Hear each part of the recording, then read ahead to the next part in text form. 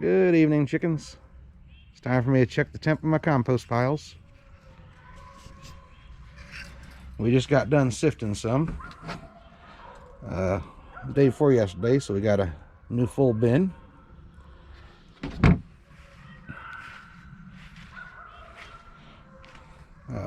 We broke down that pile there and we turned it into this one, and we sifted out that one and just add some new.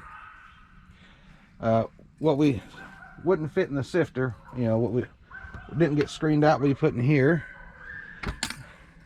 And this is our Jora compost tumbler. It's really good for composting quickly. It gets hot and stays hot because it's insulated. You can see the steam coming out of there. This is quite warm, so I'm gonna have to give it a tumble. Do that in a few minutes. Let's check this side. Oh yeah, nice and warm. So I expect this will be done, probably a day or so. I'll be able to sift it out and do another batch. Using my old tomato cages, at least a couple of them, for these bins. I saw on YouTube somebody else doing these towers, and I have a couple issues with them. Number one, they're a pain in the neck to pull off. They don't just slide up. They get heavy and the material just gets compacted more and more down. I've tried covering, I've tried leaving them uncovered. It just gets really dry around the outside. It compresses down and goes anaerobic and stinks and takes forever to compost. Let's see how we're doing temperature wise on this one we turned 2 days ago. In order to make compost fast, you really have to turn it frequently, and these just aren't working for that. So I saw in one of my old books an idea for making stackable compost towers, and the idea with those is, as you're turning the compost, you can just take the layers off, set to the side, and it becomes the base for the new stack. And as you dig down, you just keep restacking until you're fully turned. See, here we're getting quite hot there. I like to measure in a couple places. Well, that's right where we want to be. Let's try down a little bit lower. I usually like to turn it when it gets back down in the low active or just steady, and that just reinvigorates us. This before we turned it was all the way down and steady, and now we're nice and hot again. This will probably be the last time I turn this one. We'll sift it, and what doesn't sift out, I'll put in the Jora compost tumbler and finish it off that way, because it's just really quick. I can even make compost in it during the winter time. It just stays warm. This is our oldest pile, and it's been here for about a month. I haven't turned it yet. I can't keep it moist. It stays dry. I've had it wrapped. I've soaked it with the hose. We soaked it and sprayed it as we stacked it, but it didn't take long for it to just dry out as it heated up. So we're gonna have to do something different. Let's see if we're active. We had some rain. Now it's actually cooling down. So there's an update on that. We'll go in the garage here in a few minutes and I'll show you what we got going on in there. All right, I'm out in the garage again, working on building some new compost towers. I've tried using just fencing wire to make towers, and they just are a pain in the neck to turn. So I'm working on these stackables, which as you turn your compost, you can unstack and restack to put your compost in as you turn it. This should make composting a whole lot easier. I got the idea of an old book. I haven't seen anybody else make these anywhere else, so I'm going to go through the process. I've cut some boards 30 inches long. These are just some rough cut offcuts from the sawmill. I've got some approximately 2x4 size boards. I've set up a little jig here so that I can set up my offsets.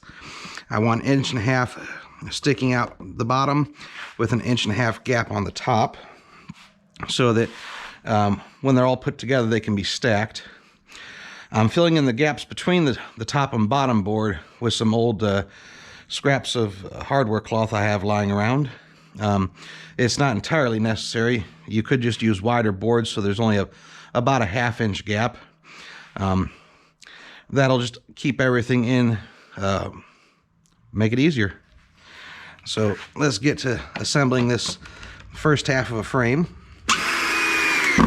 and then I'll set up the jig and assemble the other half, and we'll put in the wire and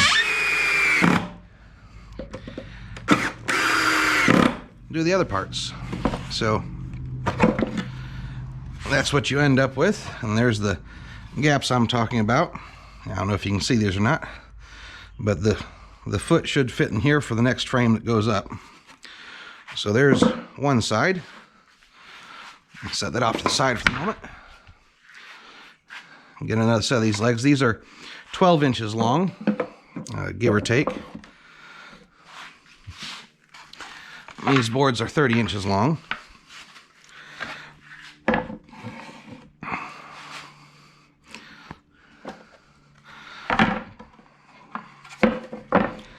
Like I said, these aren't perfect. These are offcuts from the sawmill.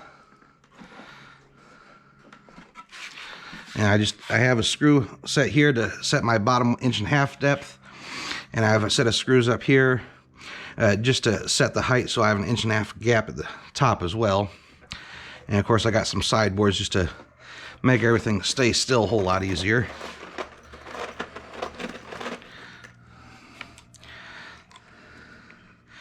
I've pre-drilled these holes so that hopefully it won't split. And I've went ahead and drilled 3 holes, even though I'm only going to be using 2 on each end, depending on whether or not I'm doing the top board or the bottom board. As top board, there might not be anything behind that top hole.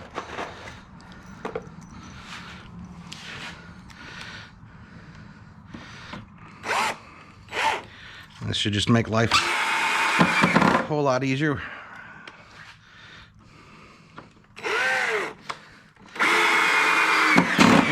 Time to turn the compost. I have better screws, but because these are going to be disposable, I'm not going to use expensive screws. Just getting drywall screws.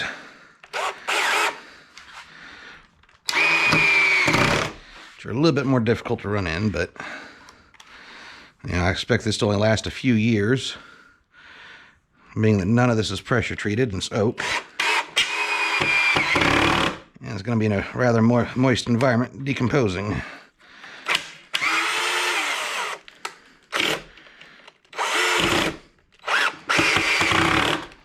There. And it looks like I am one sideboard short. I'll have to cut another one later. But I can go ahead and show you stapling in the hardware cloth. I'm not using anything but scraps and cutoffs here.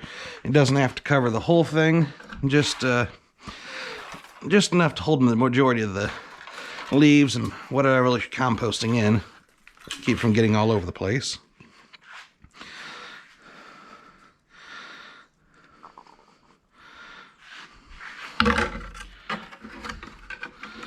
I'll put one there.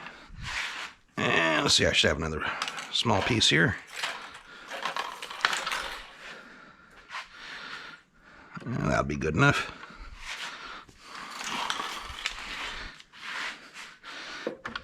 And this is going to be a miracle here if this works. Staples into oak. Missed that one.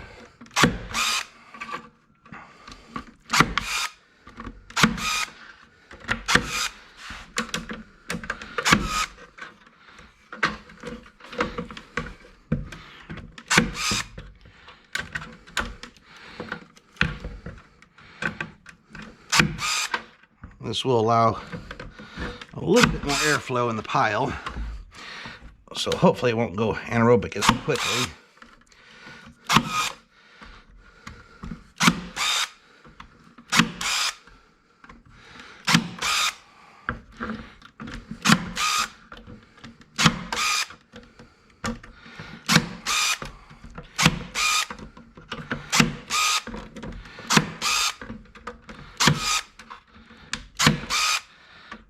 Not going to bore you with the whole process.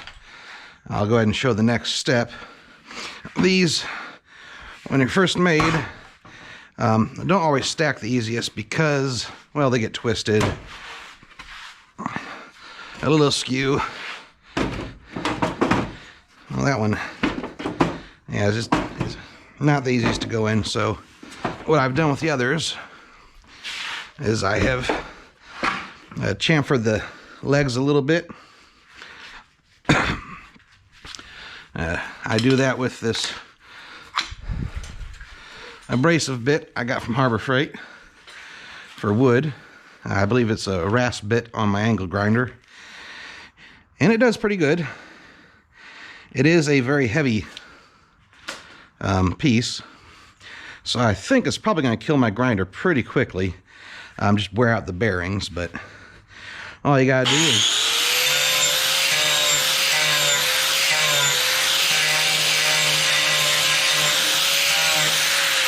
knock a little bit off the corners, and I'll show you one I've done already, like this, and it just helps it to slide into the slot a whole lot easier. Well,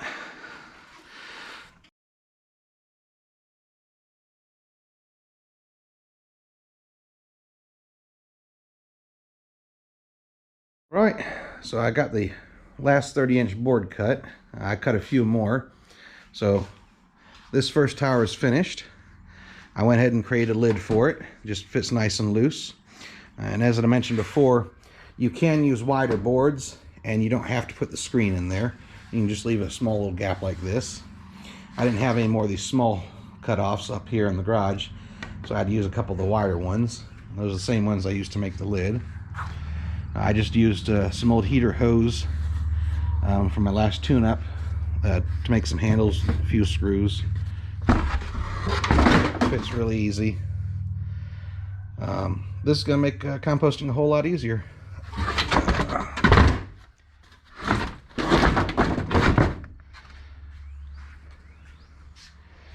So yeah, in a few days when we go to turn the next pile, we'll be turning it into this, and I'll give you an update then, as well as when we do a final turn, and just to see how easy it turns.